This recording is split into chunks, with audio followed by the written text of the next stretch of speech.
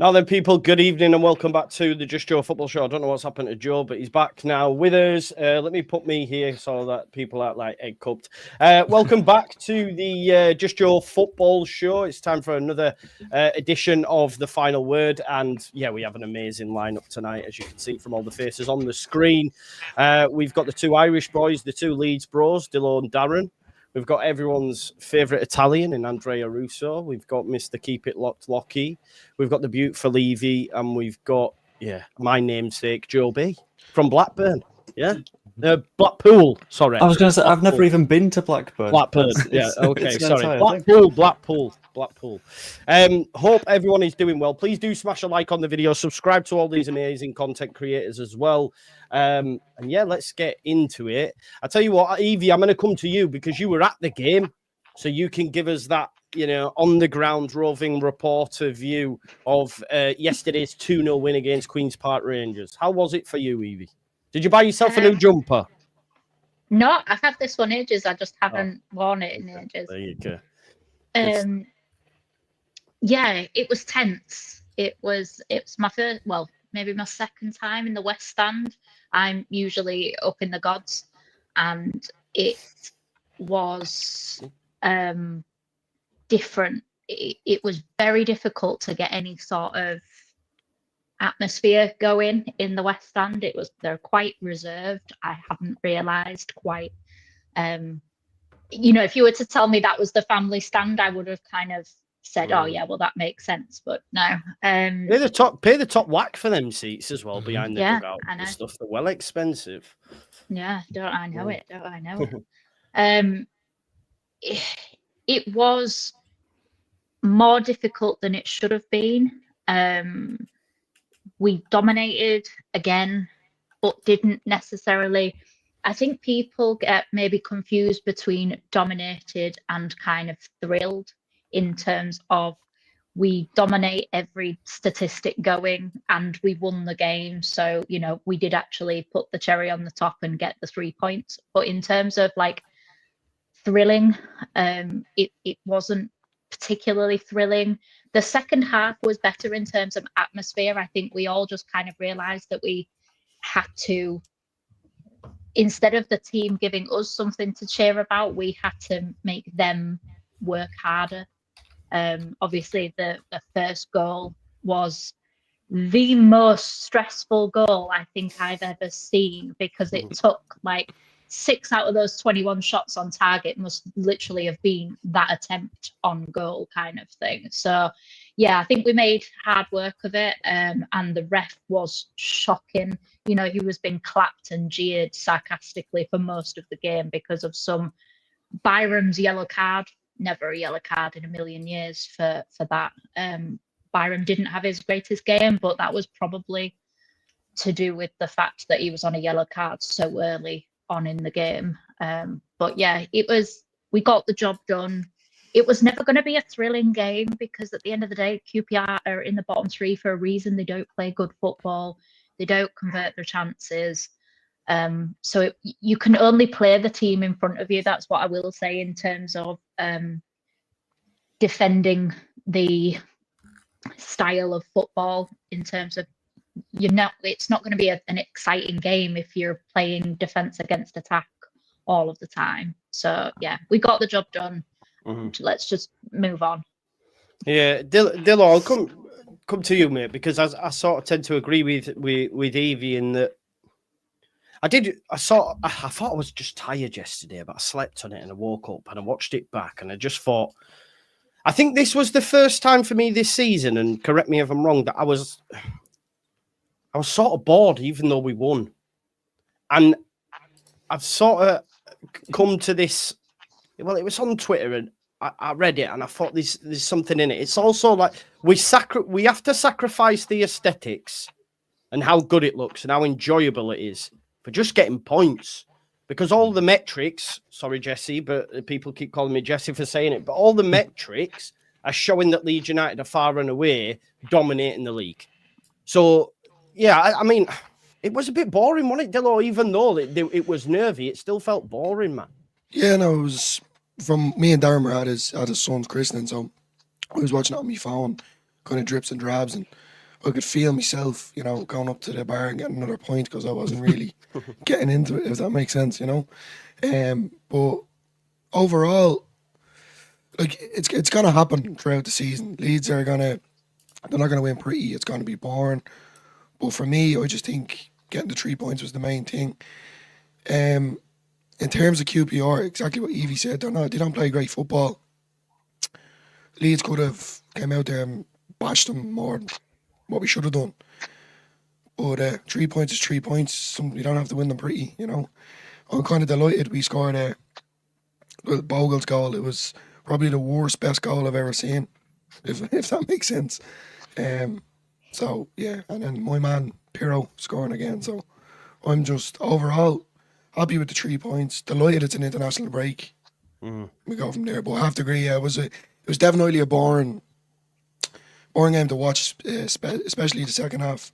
And then at times I noticed it was very flat, the stadium itself. But yeah, I think that's been seems to be a common occurrence, to be honest, this season. And I wonder if, Andrea, is it a case of it's a level of expectancy? We go into games being so confident, or not so much confident, but we're by far the better side. I guess the only thing I can compare it with, and this is why it will always be different, the last time we won the league was under Bielsa, and that was after 15 years, you know, of not being anywhere near it. So the excitement, the football on show, it was like, oh my God, we're on the crest of actually getting back to the Premier League. I feel that now we all feel we should be there. Some think we should be doing better than what we are. And I think that all encompasses like a nervy fan base, throwing toys out of the Prem when we lose. The atmosphere is also taking a hit because of it. It's like loads of things all rolled into one, right? Yeah, I think there's a lot of entitlement.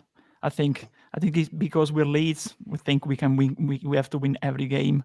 We are better than the opponents every time in the Championship. The problem is we are Leeds United. We show what Leeds United is in the Premier League for one season. Then we had 2 bad years, and now we're back in the Championship. So we're a Championship club right now.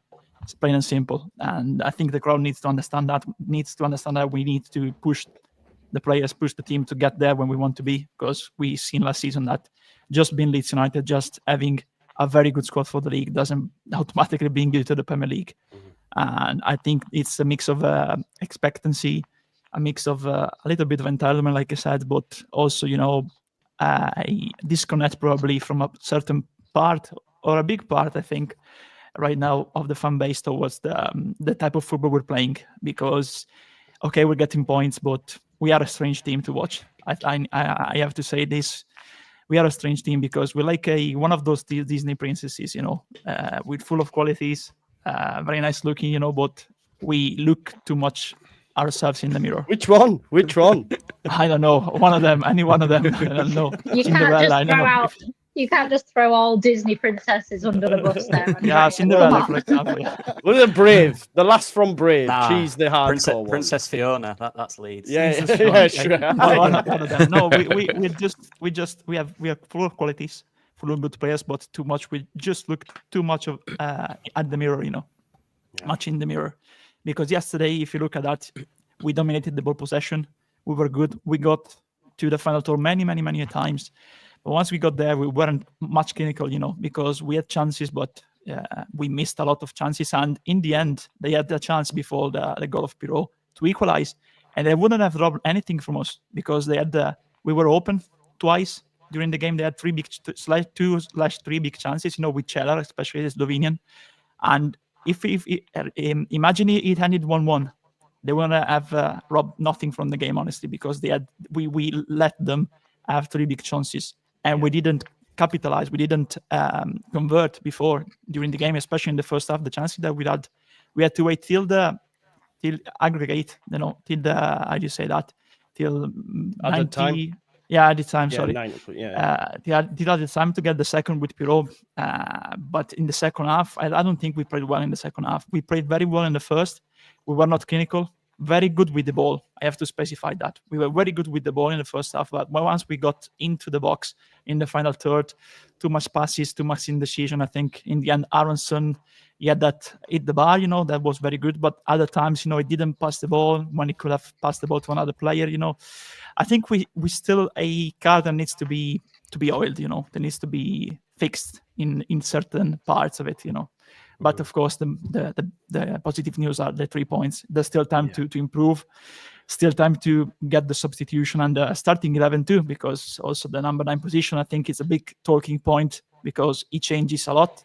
The two of them, he still hasn't found his starting number 9, and we're in mid-November, and of course, every player needs to earn his place, but I think he's changing them too much up front, and he needs to find a stable formation in the end, because even the substitution of Wisholet Gilavogi blocked something when he came on that Tanaka and Rothwell were not bringing in the second half in a low block game.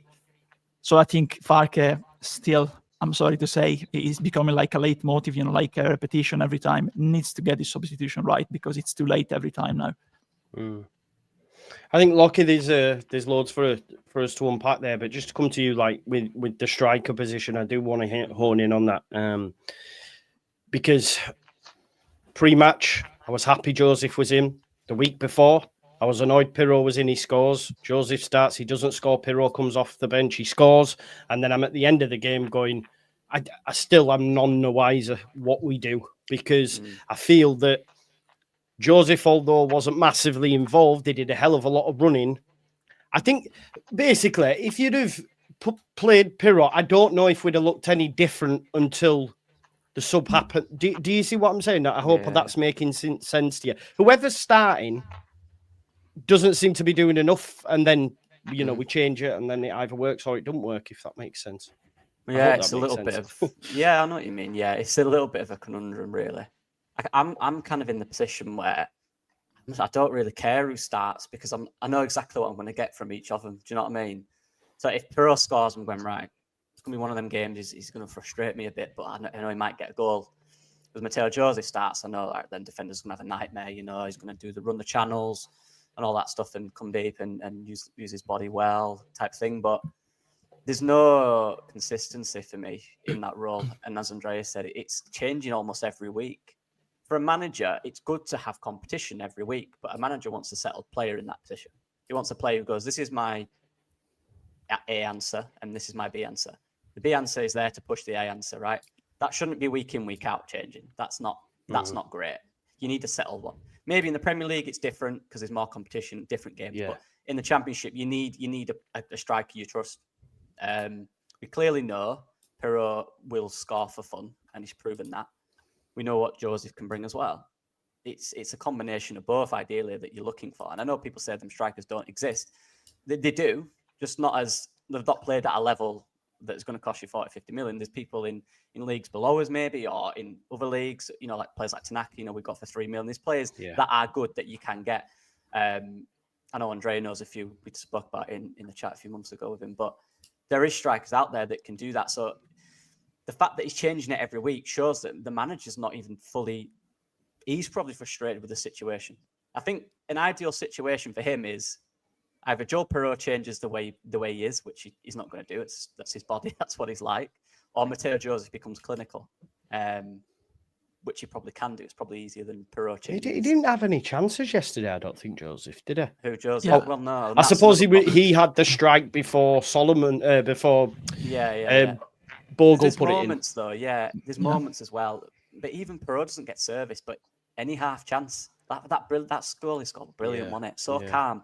What player in our team does that in front of goal? They don't. He's so unique in that sense. And I'm just, right now with them two, I'm in a position where Matteo Joseph is brilliant. He'll learn a lot. He needs to learn a lot. He's got a lot to learn as well. But right now, because of how sporadic we are up front, I almost want to sacrifice his movement and what he does off the ball for someone that's going to score a goal, because you take Joe Pirro's goals out of this season or his efficiency in front of goal, there's an argument that we hardly score because it takes 5 or 6 chances from everyone else, but for him it's usually 1 or 2. And every team in the world wants a goal scorer, and we've got one. So work around him, give him more service and he'll score more. I think that's probably what Farke's thinking by starting him. He wants someone in there to prove a point. And say, look, this is what you guys need to be. Talking to Nonto, Solomon, Dan James, whoever else is up there, Matteo, Aronson. Be calm in front of goal and take your chances, because he's the only one doing it for us. I suppose that. Sorry, Andre. I suppose No, that no, goal. That goal is a perfect scenario, isn't it? Because Solomon gets on it, then Nonto back heels it, then Joseph hits it, and then your right back ends up putting it in the back of the net, and it's just like. And he nearly missed. Do you know what I mean? He kind of shinned it into top. But when he's in front of goal, Perot, were anyone in doubt that we were going to miss? I was screaming, pass it. I said, square it. I did. I can't lie. I'm going, square it. Yeah. I'm just so calm when he's in front of goal, mate. And when he shoots in the box, I'm like, that's going in this. Because at very least it'll be on target. That's what he's really good at. He just gets everything on target. And no one else does that for me in our team at the moment. I think with this debate, we go back to the transfer window in the end, because I think we didn't get two players that we needed. Of course, the main one, the number 10, we're still missing him because Aronson, he moves a lot, he runs a one, he tries. But of course, if you look at the space he covers, it's like the same space of Gnonto and yesterday of Solomon, of course. So you don't have a player standing behind the striker, in the number 10 position, and he forces. So for me, the way the number 9 strikers are playing is also down to Farke, because he asks both Joseph and Pirot to get towards the ball, to move outside far from the box, play 1-2, be a linker player, and then don't make the running behind. We do that to privilege, to have the preference to have the running behinds with the wingers, because if you look at that, it's often Solomon, it's often Gnonto, sometimes also the fullbacks. So I think it's also down to the way that he decides to play the number 9 in this system. So it's also down to Farke, because I rarely see a running behind from the striker. If you look at Joseph, Pirot, when they score, they're inside the box. They rarely score from outside the box. So just try to play them near the box. That just let them have their matchup, their 1v1 situation, even with air balls, with the defender, the centre back, and just try to play Aronson more central. He needs to adapt, of course, because he doesn't have the player that he wants. Farke is at that after the end of the transfer window. But I think it's also the lack of efficiency sometimes from the starting number 9 down to that fact for me. With the just a quick note, with the not getting people in behind thing, is that maybe to do with the way that teams play against us? Because what you'll tend to see is a lot of teams going, it's Leeds, if anything, we're going to get a goal on a counter-attack, and they just sit really, really deep. So it's quite hard to get anyone making a run in behind when you're already against two banks of, let's be honest, at times 6, and then a 3, and then a single centre forward. Or is it a case of, well, we know that we have to play in front of them, and let's just get good at that and hope, because a lot of the time we're not going to even have even a little bit of space to try and get in behind. I think it's down to the position of the number 10, and the only one that can do that right now it's Aronson, because if you play him more central, it's like a third midfielder, but we don't have the typical one like he had at Norwich, like he had at Gladbach, so you need one that can be in possession like a third midfielder, one moving between space, because if you get the ball past the 2 number 6, you have the advantage because you have the number 10, the 2 center backs and the striker. So you can create an advantage, the through ball or shoot, through ball towards the 9 or shoot, so. But we rarely do that, unfortunately. We do that a lot on the wings, because we crowd on the left especially. But in the middle, we rarely see that because I think we lack that kind of a player, Yeah, that's a good point. Like, you look at Farke's teams in the past, and predominantly that 10 role has been a big physical player. Buendia was a winger for Farke in the Championship. He wasn't a 10, he was a winger. He played on the right and he tucked in like Gnonto does, for example. But the Stipemans, the Rantiches, those guys in there were big physical players who played along in attacks, predominantly either drop really deep or they go along the striker and they create space for the striker, they take the other centre back away. Aronson isn't that guy. He's not a big physical player who's going to play along the centre backs, is he, with the other striker? So we have to play different, and that's why it's maybe a bit in front. And the wingers as well, when you look at it, apart from maybe Dan James, you look at Gnonto, Solomon, Ramazani, they're all right-footed on that left side. Everything's inverted. So it's a bit more difficult to play in behind from that sense, and that's where the over-reliance for me comes on the fullbacks, who, look, they can't do it every second of the game. Sometimes they need to sit deeper. So it's just it's not very similar to what past Farke teams. It's the same at Borussia Mönchengladbach as well. You had big physical players up there, Turan, Pali, physical guys in that role that played along the striker. So yeah, it's a different adjustment for him as well. But I do think he wanted that. You know, we were linked to Salai, and that was apparently happening and stuff. That type of profile, you're thinking, Finazars, players like that, you're thinking, oh, they're just perfect. But we're changing, and we've got to adjust with Aronson now, which is a different to what Daniel Farke is used to doing as well. And I wonder. Yeah, just a quick one. It's not because I know that someone will say that it's not an excuse towards Farke. This one, no. That thing that we said is down to Farke to solve it. Actually, it's a criticism towards him to resolve that. You know.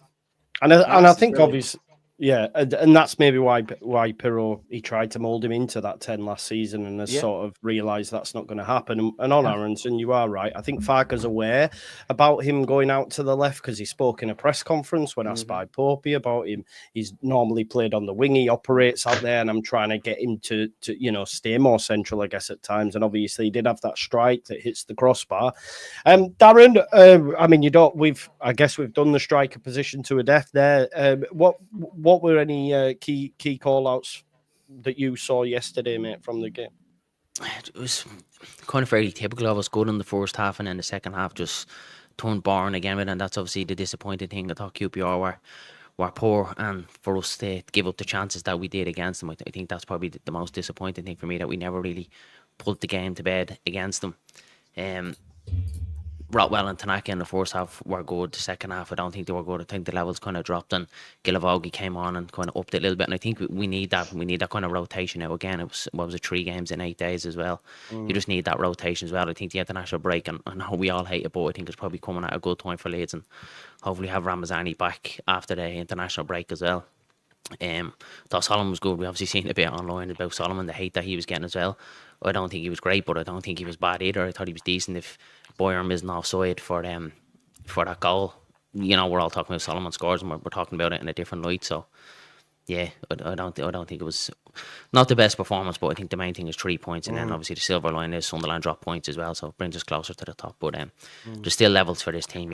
Seeing the LUFC data stat as well, that's the most points we've had in the championship since 2010, 2011 season. So it's just the football at the minute. It is at times. It is kind of very boring to watch, very frustrating. We're kind of saying the same thing week in, week out with Daniel Farke, and I think we all still feel like there's levels to go as a team. Like Andrea said, like, there's still a lot of oil to go on this cart yet, and it's hoping that Daniel Farke can kind of sort it out. And I just don't think anyone is firing at all levels at the minute. Even Nanto, I think again he's trying too hard yesterday. Solomon, his sharpness hasn't got there yet. I thought Aronson was very good as well. I had to give him his flowers. I thought he was brilliant, and like that, if he scores as well, we're praising him as well. So overall not a great performance, but the 3 points are the main thing. We go into the international break and hopefully get a decent rest in some of the players. And I just wanted to say, Joe, go on, mate. Just on the boring stuff, because obviously the Leeds game, the Burnley game today, and wow, that is, if you think we are boring, my God. And then obviously you watch Sheffield United game, Joe. I know you said that was quite a dull game for work as well. I watch a lot of games, and honestly, they're boring as well. I was watching some games in Portugal yesterday, and even in most of them, like, I think it's football. I think it's a big thing football needs to figure right now, because it has, because usually in a game now you have a dominant possession team and then a team that's just going to sit and counter. That's usually the trend you get. It's not really end-to-end anymore. And when you get like a random championship game where the 2 end-to-end teams, it's great. So I think that's actually a wider problem in football, to be honest, because I watch random games and they're not really exciting. Yeah, I watched one today. Yeah, that's what I mean. Exactly like most that. games you watch will be boring. It's a problem in football for me, mate, to be honest.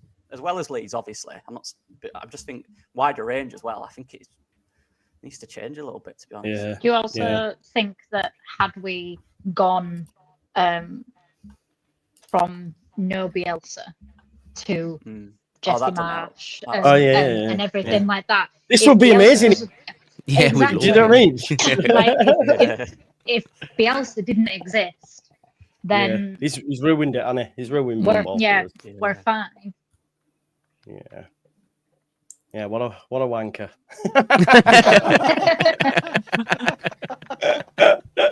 Bielsa widows indeed. But you are right, like, even now, I just think it's that. Like, I was looking at the Premier League earlier on, watching the game. From 11th all the way up to 3rd, there is 3 points difference. It's like, I don't know, the quality and everybody's, it's, I don't know how I feel about it. But yeah, you don't get off the cuff footballers anymore, do you? You know what I mean? Either Just too much football at the minute, I think, isn't it? Just like Yeah. football all the time now. Like, and of course the quality's Yeah. going to drop if they're playing so much. Of course the quality's going to drop. And it's I insane think- that Premier League clubs are losing to Italian sides in the Champions League too, lads. Yeah. Can't believe it, honestly. Honestly, can't believe it. Well, it looks like Roma might be getting saved from Frank Lampard because it turns out he might be going to Coventry. Coventry, Which yeah. I is hope so. I hope so. Honestly, I hope crazy. so. I hope To go from Robbins to him is mental. You know, it's mental. I hope he goes to Roma. Yeah, Really hope so. It'll be fun, won't it? It will be. Just so we can see the whole. No, but really though, you know the memes when he's like, oh, serious all of a sudden. Joe, how was it for you, Mr. Joe B? Joe Blackpool. I think, as the resident from Blackburn, that we're increasingly getting a little bit confused as to what the word performance means. A lot of people are using the word performance as a synonym for entertainment, and that, at the end of the day, isn't what it means. And when they're saying performance, they're meaning at the attacking side of the pitch. But whilst everyone's been having a bit of a natter, I might have deliberately been a bit quiet because I've been keeping an eye on some numbers and sort of doing a little bit of adding in my head. This season, we have scored 24 goals. We have conceded one more shot on target than that. We would very nearly have a positive goal difference if every single shot that they took on our net went in. It's not just attacking, how well are we doing, it's defensively, we are obscenely solid. It's insane. So when people say that the performances are bad, maybe at the top of the pitch, they're not quite being good enough at finishing off the chances, but at the same time, 2 and a bit XG against QPR yesterday, that's not bad in the slightest. So we're not only creating chance on chance on chance, the issue that people are having at the end of the day is it's not going in the back of the net, because defensively, really, really solid. In the midfield, really good at retaining possession, recycling it a bit, and when we lose the ball, winning it back like that. I think it might have been you that retweeted a stat yesterday that since he first played in the Championship, Outenacker is the first person to have regained possession 50 times or something like that, and gotten 10 plus interceptions and won 10 plus tackles. We're playing really, really, really, really good stuff at the minute. And I think what people are missing is the sort of excitement factor, but there is that thing that we've been talking about where that's not there so much in football anymore, because last season, we played way more entertaining stuff because Somerville and Rutter, but at the end of the day, people were unhappy because we didn't get promoted. That switch in ideology right now is taking us towards, okay, get the performances right, win the games of football, and we'll get promoted. And people aren't happy with that because it's not entertaining enough. So it's a position where it's quite hard to win either way if you're a football manager right now. Either you do the really entertaining stuff, which is in the promotion season, we beat Birmingham 5-4, but you're not always going to have plot armour like that. As Ipswich are learning, now they've gone up. They've won their first match of the season, which I'm sure is really depressing to live through. Yeah, that's So fair. I mean, it's a decision. Yeah, like Tom says here, solid at the back, boring in attack. Do you know what I mean? That's what I guess it is. But yeah, again, I've seen it. We can complain about the aesthetics of it, but everything else is pointing towards Leeds dominating games and going up. You know. Well said, Joe. That's what Andrea. There's no jinx for winning the league, man. Yeah. I think we go up, but honestly, okay, the stats, of course, we've been solid. But if I look at the last 3 games, honestly, of course, we clean sheet yesterday. But if you look at the chances we conceded yesterday, the chances we conceded against Millwall, because it could have ended 2-0 at Millwall if it wasn't for the post.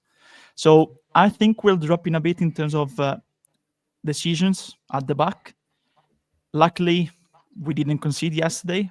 We need to, I think, find again that solid momentum that we had towards, of course, September, October, because I think towards the end of October and the start of November, of course, we had clean sheets. But if you look at the chances, certain occasions are becoming patterns, I think, because we left us when we are in possession, I think, too exposed in a certain way, especially in the middle.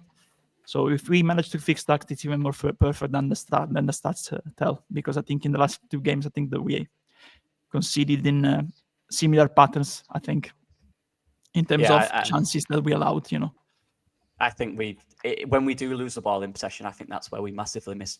Exactly.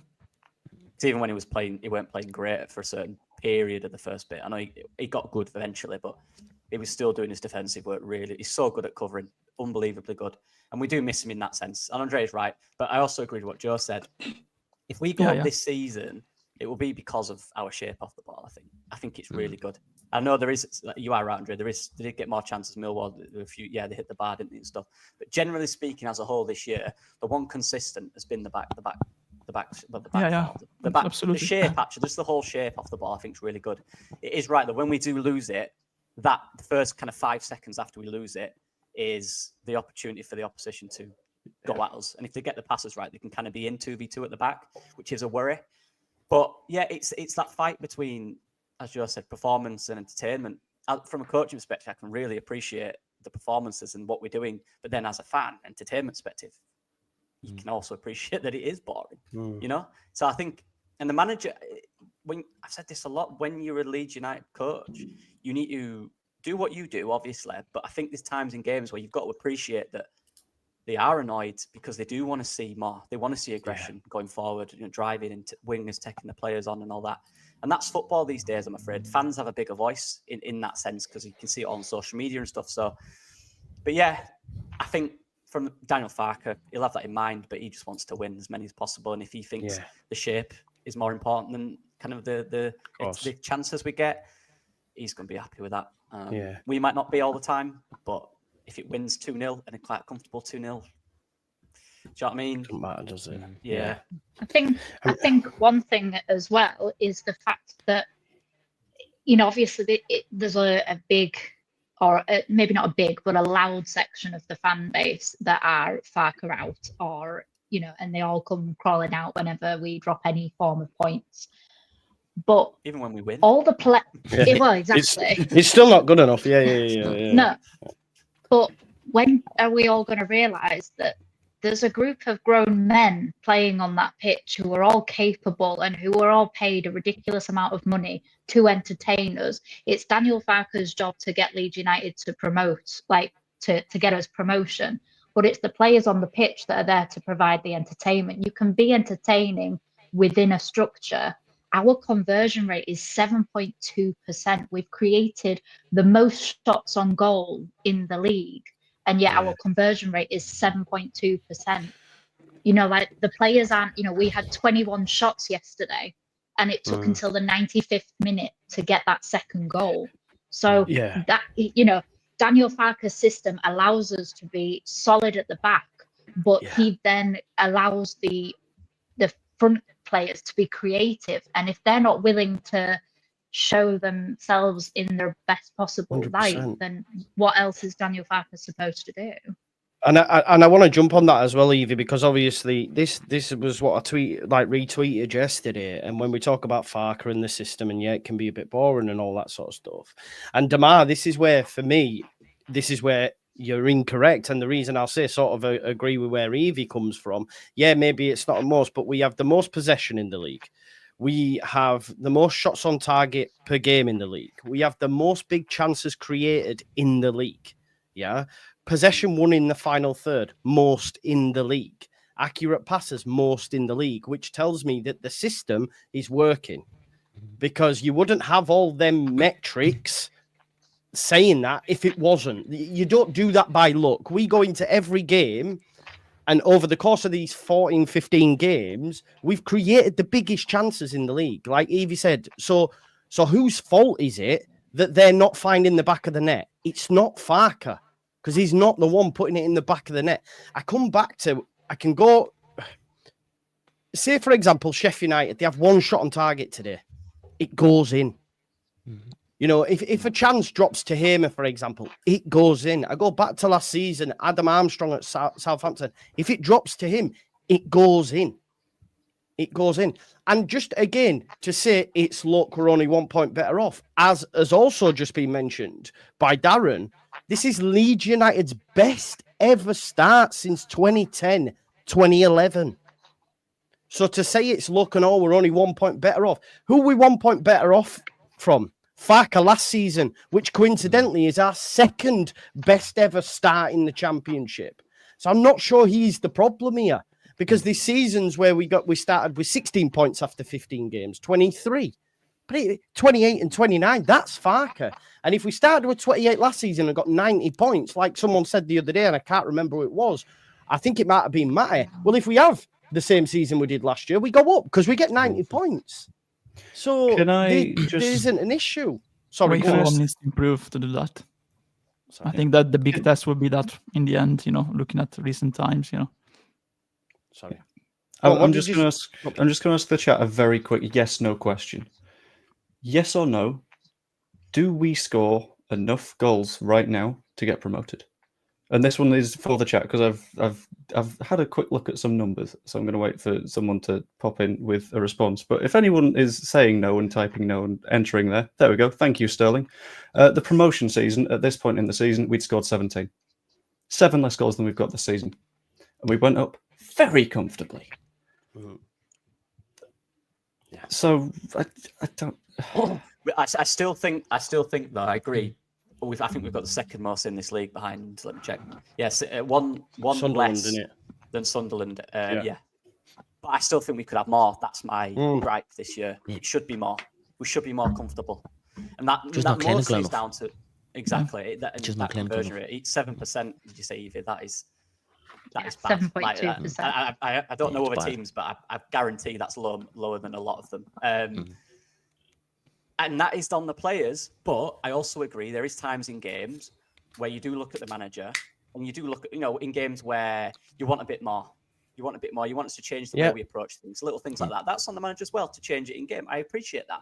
But the actual problem right now for me isn't that we're worse in games, because we're not. We are better than the opponent in most games, bar maybe Millwall, where we had more of the ball, but I thought they were very good in their shape. We just don't take our chances. And that's the problem right now. Later on in the season, where things are different and teams maybe know the way we play a bit more and find a way to be more effective against us and have more of the ball and maybe dominate us, that's when you look at the manager and say, right, you need to switch things up here. It's like Pep might have to do right now because he's in struggling. People have figured out how to get points against him. That's the situation that we'll come across later on in the season, and I think that will happen. But right now, I just think we just need to just be more clean in the box, like Andrea said at the start. It's in the box is so frustrating, whether it's a pass, someone trying to take someone on. It's just so wasteful at the moment. We should honestly, I think we should be on around 30 odd goals. The amount of clear chances we create in games. Yeah, and I would like to see the stats too about how many passes, looking at all the teams in the league. I think we might be, I don't know, because I know that stats can tell you just a part of the story, but also, there's situations in game. But I think we're one of the teams with the most horizontal passes in the league, I think, because I think the next step is also finding verticality to the center route, to the strikers, because honestly, the striker, you pass the ball to a striker and many, many times it's a pass to draw out the center back from the line. Yeah. And then he gets the ball, it gets to the wingers eventually. But overall, I looking at the stats from this season, but I still think that every season, because we're looking at the past too, every season is different. I think the league, every season has its own story, I think the league compared to last season is worse in terms of quality, in terms of level. Yeah, I am, but I don't speak Dutch. Yeah, but I think compared to last season, the quality has dropped because you don't have the Southamptons, the Leicesters of this league. Luton, we've seen that they were like one season wonder in the end. Yeah, they had some exciting games with lots of goals in the Premier League. On one side and on the other side, but it's in that group has arrived. They don't have much more to add to that cycle. To that era. With Rob Edwards. But overall, I think looking at the league this season, that's why there's this level of expectancy from a large part of the fan base, I think, and it's justified on a certain level, I think. Yeah. Because if you look at Leeds, a Leeds squad with the investment that we had, despite not investing in another number 9 and another number 10, if you compare our squad to Burnley, it's the other rival for me. To Sheffield United, maybe. Sunderland are overperforming looking at their squad. They invested wisely on scouting. They have a squad made for Regis Lebris, and same for other teams that are in the playoffs. So the level has dropped, but there's teams that invested properly for the managers that they have. So I think we will eventually find the answers we are looking for away, because our away form, when we played Norwich, when we played against Bristol City, I think the big test for our team will be far, away from Elland Road, because we've seen patterns that we struggle. Millwall was a test. We need to bring that kind of game, that kind of performances, away from home, because right now our away form, okay, we're not losing. We lost at Millwall, but before that we had quite a few draws. We need to get back winning ways, because we're missing that away, and it's massive to get promoted, to get points away from home. Look at Sunderland, for example, recently. Yeah, because Betfred tweeted out earlier that no side across England's top 4 divisions has taken more points at home than Leeds United this season. So we are the Fortress Elland Road. Dillo, I'm going to come to you, mate. Andrea is right. Away from home, Leeds United have, I guess you could say, faltered after a decent start. We hadn't conceded away from home for quite some time initially. We'd gone to West Brom, we'd gone to other teams, got clean sheets. Obviously, that's changed now. We're 7th, have collected 10 points, drew 4. The best teams like West Brom's on 15, Sunderland 14, Sheffield United 14. Is that an area for you there that we need to, let's say, for example, Dillo, we've got Swansea when we get back after the international break. You want to go down to Wales, get 3 points, and that just lifts it straight away. We can all go, do you know what? Right, that's done now. That away thing's done in a way, although, of course, we want it to continue. But it then puts us, back up towards the top end of the league for away form. Yeah, definitely. With Swansea, though, we need to go out there and definitely get a win. There's no question about it. I'm delighted there's an international break, as I said before, just for the simple fact is the likes of Ramazani, might be back by then, or other players, but a squad rotation would be ideal. I thought Byram actually done quite well yesterday. The only thing that kind of is annoying me, home and away form, is set pieces. And I think we can all agree with that. Set pieces have just been not good enough, simply. For me, when it comes to football, seeing a corner and then someone scoring or a free kick or goes in off someone's arse or whatever it is, it doesn't matter how they go in, but we definitely need to freshen up the set pieces, because they just simply haven't been good enough. When we're talking about away form or even home form, and like that, we're all over them, possession based wise or shots on goal, etc. All this kind of statistics, I am for it, but at the same time I'm not. It's simply not performing, for example, set pieces, corners, free kicks. So maybe that's something that needs to be addressed and fixed soon as. But the away form, I think, it's kind of like anything. You go to different stadiums, it's hostile, it's fans, etc. It's just one of them things that Leeds just have to kind of get on with it and get the 3 points when it's needed. With the Fark situation, from what I think anyway, would we rather be back in League One days, when we had, not going to name any managers in case anyone gets offended, but he's definitely the man for the job. There's no question asked. I think we were spoiled with Bielsa. That was the peak for this kind of century. So that's where we're at. Lockie, you've touched on that before, the set pieces. I've come to the conclusion, we just can't head the fucking ball. There was one where Solomon, there's one where Solomon crosses for Strauch actually in the early doors. Great cross, unreal cross, by the way. Right in front of goal. And Strauch, I don't know what he does. He just bends his body and it just goes by him. I've never known, because what's really frustrating, aerial duels the other way, Strauch's really good at. But in the air, in the attacking box, and don't even get me started on Rodon. That guy can't head for toffee. It is bad how bad he is at heading for a centre-back. Genuinely. I think back to Janssen, Bartley, these two, even Cooper. Cooper can head a fucking ball as much as we grief him. But these two, in the attacking set pit, they're bad, bro. What's going on? Do you know what's weird as well? When you see Strout winning header defensively, he usually has it down. It's not like it's a technique thing because he can do that. Do you know what I mean? But maybe it's running onto it. He's not got that technique right. Because maybe he should just stand there in the box, right? Static spot. Just did it to him and he'll just edit it. I don't know. Yeah, it's bad. Yeah. But yeah, them two are bad. But you've got other players as well. Was it this game Byram had a header chance, which was just really wide, I think. I can't remember. Yeah.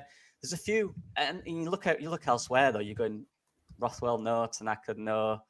Joseph, not really. Pirro, not really. Wingers, definitely not. Our fullbacks, no. We just don't. Byram's all right, but even he's been poor of late. Yeah, there's probably 3 in our entire team that you look at and go, yeah, I'd fancy him in box. And even those 3 are not performing. Gilavogi. Remember the compilation I sent you during the week of his goals at Wolfsburg? The other headers, man. Right, get him in there. He's the one. Great shot. It's annoying job, I'll be honest.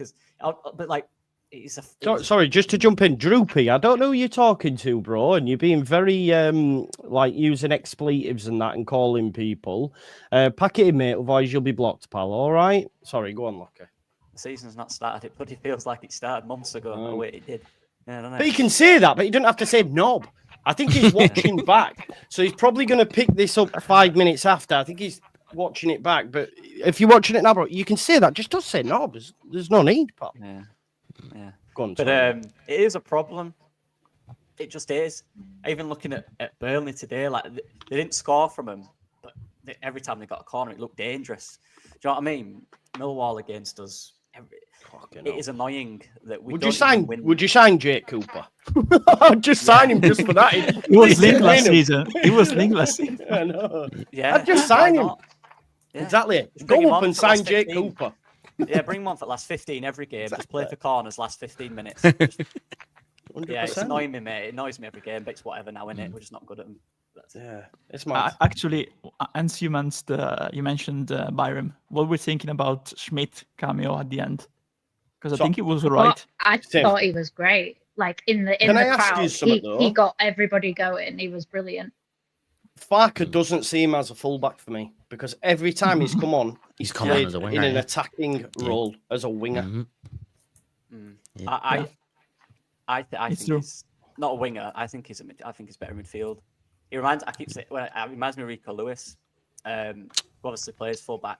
I think at this level, I think he's a better midfielder. I don't think Farker fancies him as a fullback because naturally in fullback, he's very good at going central. And ours don't really do that anymore. I know we did last year a lot, but this year they actually don't. They stay very wide. So maybe he's thinking as he likes the wide play, likes him as a winger. Yeah, I don't know. I think he hasn't really got a spot for him right now. But he did look good. He looked sharp. He came on and he was involved in the goal. Yeah. He was involved in the goal. Yeah. You're thinking Archie Gray role, Rocky?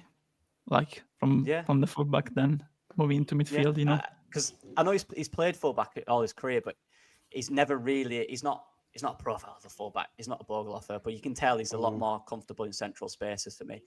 Look, maybe he's got a grand plan with him. Maybe he thinks he's just going to take time and adjust him to a new position that we don't know about, and maybe it'll work. Who knows? But yeah, right now he had 10 minutes and he did all he could in that 10 minutes. Yeah, he did really well. So we'll see. Yeah. And I guess as well, Darren, to come to you, like obviously we were all a bit worried about Schmid, and then in the presser he talks about he needed to up it in training. Then next game he comes off the bench. So clearly, whatever Farker had said, he'd done because he then was involved in the next game. He got involved in. Yeah, we were all kind of worried about Schmid when obviously Byron played the 290 minutes and he hadn't played much, and when he didn't bring him on against Plymouth and brought on Chambers and Crew, we were all obviously what's up with Schmid. But it was good to see him come on yesterday. I know it was only 6-minute cameo and it's not really much to base him off. Even the minutes he has played, he played 20-25 minutes overall this season, not much at all. But it has been interesting that he hasn't been bringing him on in the fullback positions. So yeah, like what Lockie said, is there a plan there to try and get him more central wings? Maybe he just doesn't know where he fits in yet, but he's a good option to have. We need that utility player. If injuries do happen, suspensions like that, at least he can come on. We know we can play fullback. If he can play centrally as well, it's not a bad option to have with Schmid at all. Yeah, he looked good, and Gulavogi did as well. When he came on, he made a chat. I just went like that. I'd shout. I went, "Start him!" I don't think he will though, because I don't think you can start Did you him. see his tweet as well? Or I think it was his Instagram post when he said the last international break, I was unemployed or jobless, and now I'm playing at Elland Road and winning. Unbelievable. Yeah, just a fan favourite already, isn't he? I had a tear in my eye when I seen that. He's brilliant. Yeah, I love it. The funny thing is that all those captions, on his Instagram posts sound like a phrase that Joe might say on a stream, Which one? What's his about Leeds, All right. Yeah, brilliant. Yeah, he's quality, man. I love him. He's definitely a fan favourite, and every time he's come on, he's looked the business, hasn't he? Let's be honest, he's looked really good. So I'm well chuffed with that. And do you think there's ever a situation he starts? That's what I was going to ask. Yeah, he's definitely pushing it. There's a lot. Look, he's got a full week now, no international break to get fully fit. I hope he pushes the starters. I hope he does everything he can. Because look, if I see a game where he's playing, I'm like, oh, why has he done that? I'm like, all right, let's see what he's got. But again, we've got to remember he's 34. He won't be able to play 3 games a week. I think that's probably in the mind of the manager. You can't really settle on him. You know what I mean? Because then if you can't play a game in the week, you've got to change it up again. Until I'm back, though. Yeah, exactly. Can I ask, I want to get your thoughts. I know we heard from Darren earlier on it, just because I just want to test my own thinking, because I know JT agreed with me, others didn't. Solomon yesterday showed flashes in the first half. Any thoughts on Solomon, folks? Because I thought, I can't lie, I thought he played well, and then afterwards I'm thinking, have I gone that all out on Solomon that I can't see when he's playing poorly? That's my concern. So I guess it's more just to test my thinking. Was he all right yesterday, folks? Does anyone want to speak? I thought he was good. I'll quickly do mine. I've not got too much to say on it. I just think, I thought he was all right. I don't think he was great. Yeah. I think he can be better, but I think he's getting better. That's the key thing. I still, from as a winger, I look at him and I still think he's overthinking his decisions at times. You look at like Dan James. I love about Dan James is he just has one decision in his head and he does it straight away. Do you know what I mean? Whether it's right or wrong, he'll just commit to it. Whether that's a shot from 30 yards with his weak foot or I'm going to shoot from halfway line, he just does it, and that's so instinctive, and I love that. Solomon you can tell he's hesitating on what to do every time he's on the ball, and once he gets that sharpness and that understanding and just play relaxed, just be calm, I think he'll be really good. But the question is, will he get to that? That's the worry. I thought it was fine. I spoke to my dad because when I'm not too sure, I speak to my dad about things, and he said, "Yeah, it was good." My dad, he's 40, he knows his footy. He's watched it for a long time. He said, "Yeah, he's just not playing in himself at the moment. He doesn't look too confident, but you can tell there's quality there. Like you said, there's 4 or 5 moments in games where you go, oh, there's something there." So for me, again, I thought it was fine. I don't think he was amazing. I don't think he was as bad as people are making out. Whatever, but more improvements for sure. Yeah.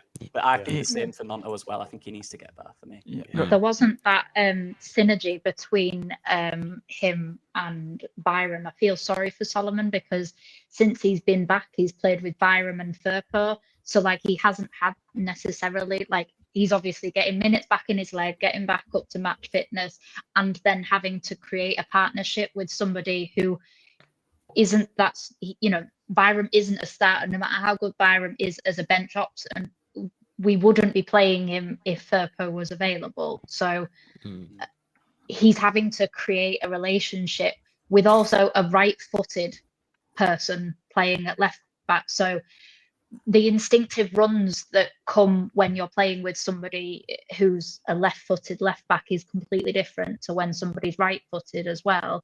And I do think that Byram wasn't necessarily on it in the second half as well, which then I think affected Solomon as well. But Solomon is still getting back to fitness, but I wasn't overly enthused, but I do sympathise with him a little bit.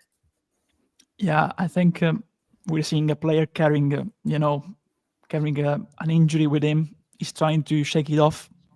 He's not 100% in form. His decision-making needs to improve.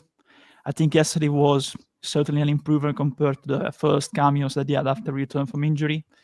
I think, he had little time to adapt to the new system because he played some games that got injured, stayed out for a while. So he needs time. And honestly, yesterday I think at times he was very selfish in a certain way, but also because I think he didn't have, like we were saying, the overlap many times, because if he goes inside, then if you have the overlap like Bogle does on the other side, I think it's a different game. We did at the start a few times, but yeah, overall with Solomon, I think there's this rightly expectation of a big player, because we all know what he can do. Right now, we're not seeing him in 100% in terms of fitness. He needs time to find this rhythm, but I think yesterday were good signs, so it'll improve for sure, honestly. And it's not over expectancy, because we know what he can do. We did that at Fulham, he did that Shakhtar, so if he was signed by Tottenham for a reason. He was not signed because they wanted him to be like a reserve and all that. So we know the level he can be. If he gets to those levels in terms of fitness and adapting to the role we're asking him to do, he can be one of the top players in the league. But it will take time, unfortunately, and people have no patience, of course, because of the level of the player. And there's also, of course, I think the over criticism, because it's clear for one reason or another reason, that he is in the spotlight from the start since he signed, unfortunately. And but looking at what he did yesterday, I think we saw improvements. So hopefully he can carry that on, improve again and be less selfish in certain occasions, because I think in quite a few times he could have passed the ball through the overlap or to Aronson, maybe because he was near him. I think it's a confidence thing with Solomon. He done, considering they lost the ball against Burnley and they went up and scored, etc. I thought he done all right in that game, believe it or not.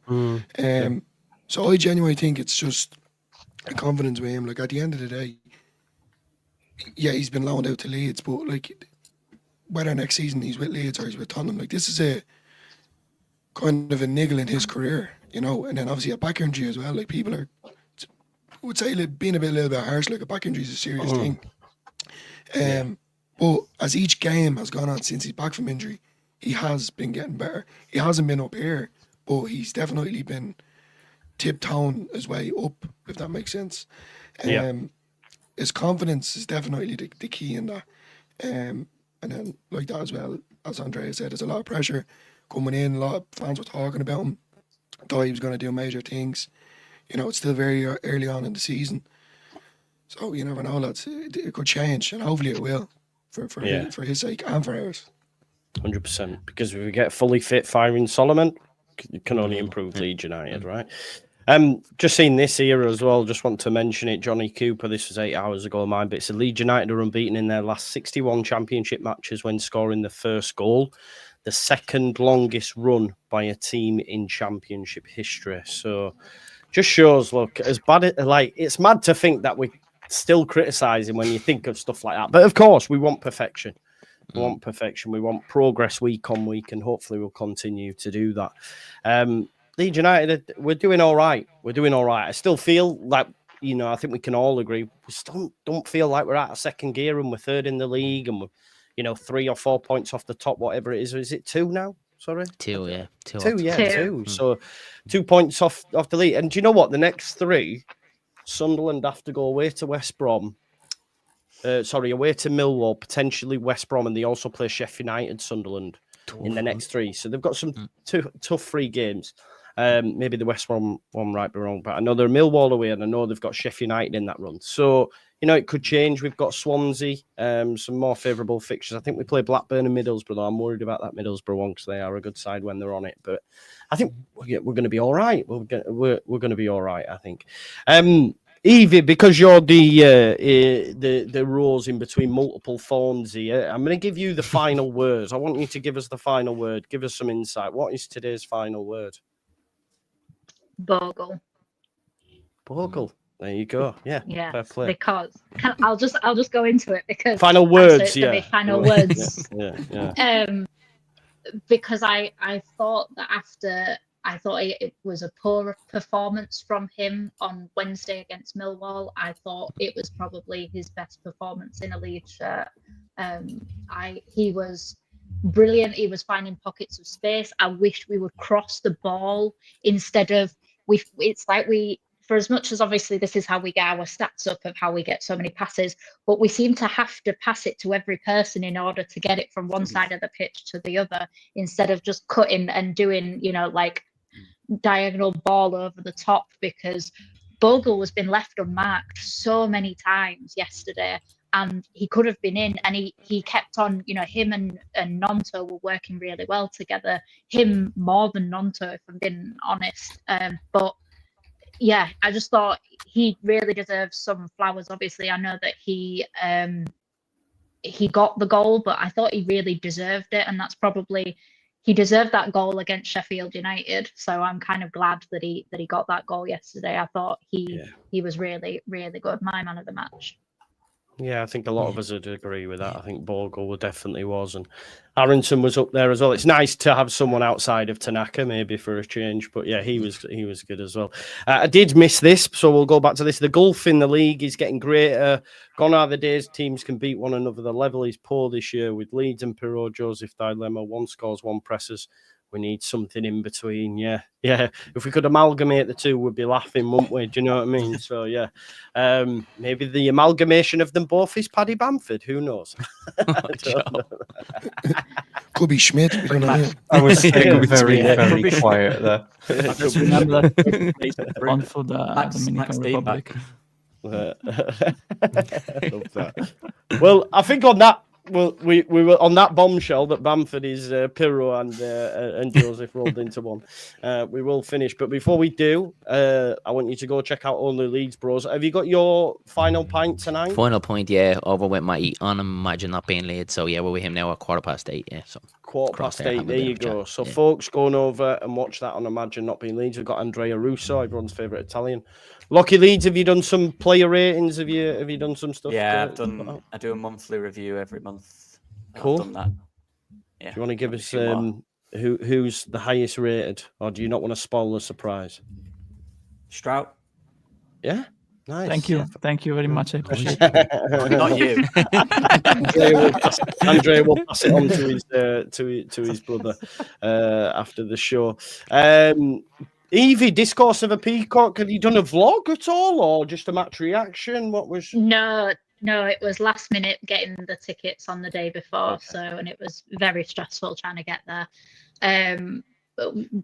We forgot that obviously all the car parks are cash only, so I'm there scrounging around in the back seat, stuck in traffic with my backside up in the air, trying to find 10 pences and 50p's under seats and stuff. So yeah, I was far too stressed to do anything kind of creative, but I'll be doing a review. I'm doing Millwall and Thingy rolled into one because I was too beside myself the other day to film a Millwall one. No worries. Go check out Discourse of a Peacock. Joe Blackburn, you've had balls knowledge. Joe Wayman doesn't. What did I get up to? Shirt number 7, I think. Terrible. You managed a fantastic score of 6, and you managed to forget the numbers of 2 out of our 3 captains.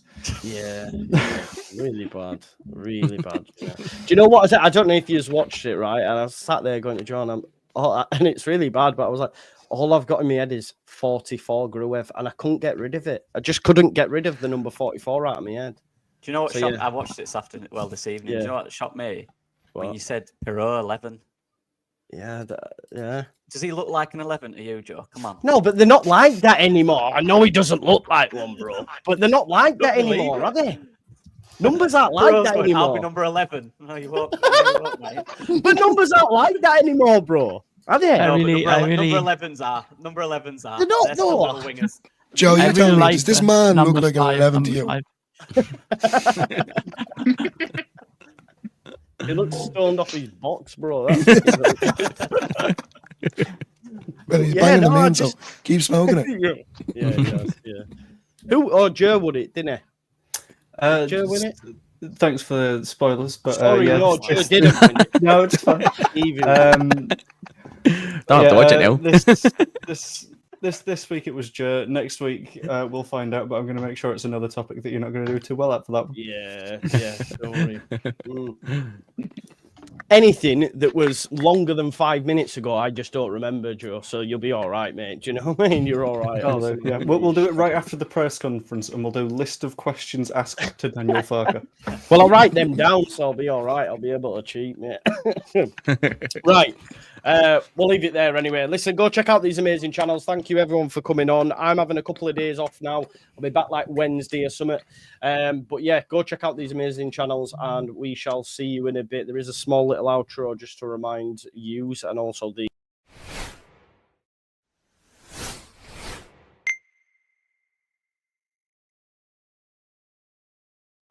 it